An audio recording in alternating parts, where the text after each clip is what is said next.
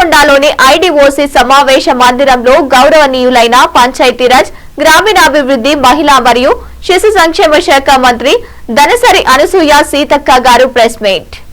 ఈరోజు ఉమ్మడి వరంగల్ జిల్లాకు సంబంధించినటువంటి రివ్యూ సమావేశాన్ని ఏర్పాటు చేసి మమ్మల్ని అందరినీ ఆహ్వానించిన మా జిల్లా ఇన్ఛార్జ్ మంత్రి గారు పొంగులేటి శ్రీనాన్న గారికి, అదేవిధంగా వేం నరేందర్ అన్న గారికి, సీఎం సలహాదారులు, అదేవిధంగా మా సహచర ఎంపీలు, ఎమ్మెల్యేలు, మేయరు, ఎమ్మెల్సీస్ అందరికీ, చైర్మన్లకు మరియు అధికారులకు, కలెక్టర్స్, ఎస్పీస్, అదేవిధంగా వివిధ శాఖల అధికారులకు, పత్రికా మీడియా సోదరులకు అందరికి కూడా హృదయపూర్వక నమస్కారాలు, ధన్యవాదాలు తెలియజేస్తా ఉన్నాము. ఈరోజు చాలా డీటెయిల్డ్గా జిల్లా అభివృద్ధికి సంబంధించినటువంటి రివ్యూ సమావేశాలు రివ్యూని ఏర్పాటు చేసుకోవడం జరిగింది. ఖచ్చితంగా డే బై డే వరంగల్ను మరి హైదరాబాద్తో పోల్చుకొని హైదరాబాద్ తర్వాత మరి అంత స్థాయిలో డెవలప్ చేసే విధంగా ఒక సంకల్పాన్ని పెట్టుకొని మన ముఖ్యమంత్రి రేవంత్ రెడ్డి గారు మరి ముందుకెళ్ళడం జరుగుతూ ఉంది.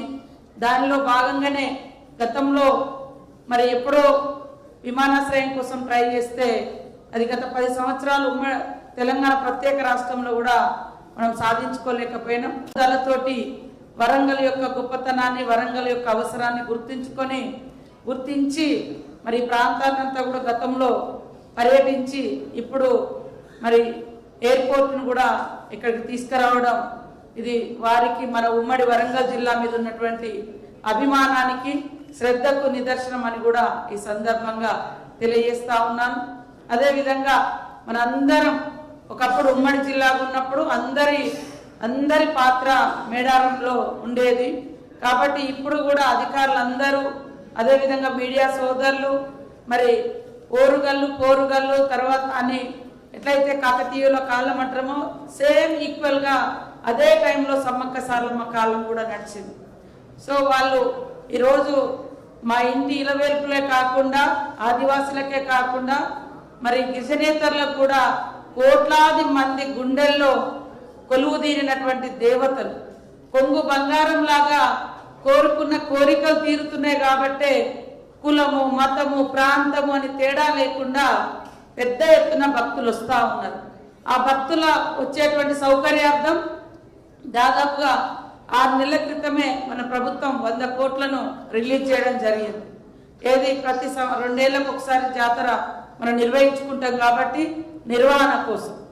అట్లనే మరి జాతరతో పాటు ఇప్పుడు మనం ఎంచుకున్నది గద్దెల పునరుద్ధరణ, ఆలయ ప్రాంగణ పునరుద్ధరణ.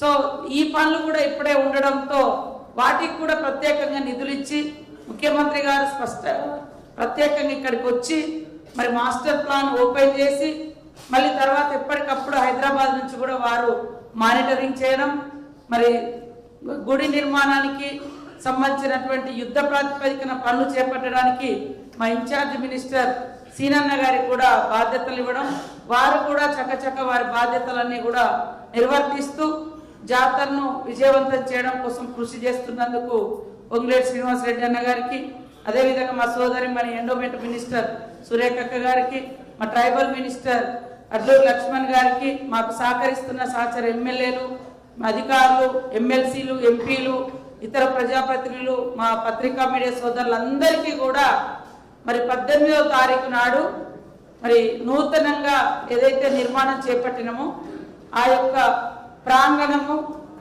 పునరుద్ధరణ ఓపెనింగ్ కార్యక్రమానికి 18వ నాడు సాయంత్రం ముఖ్యమంత్రి గారు వస్తున్నారు. అక్కడే బస చేస్తారు మేడారంలో. కాబట్టి మిమ్మల్ని మన ప్రజలందరినీ కూడా ఆహ్వానిస్తూ ఉన్నాం. అదేవిధంగా 19వ తారీఖు నాడు ఉదయమే మరి 7-8 గంటల మధ్యనే ముహూర్తానికి మరి గుడిని కూడా ప్రారంభించడం జరుగుతుంది ముఖ్యమంత్రి గారి చేతుల మీదుగా. అందుకనే రాష్ట్రంలో ఉన్నటువంటి అధికారులకు, ప్రజాప్రతినిధులకు, ప్రజలకు ఈ సందర్భంగా మీడియా ద్వారా తెలియజేస్తా ఉన్నాం. అందరి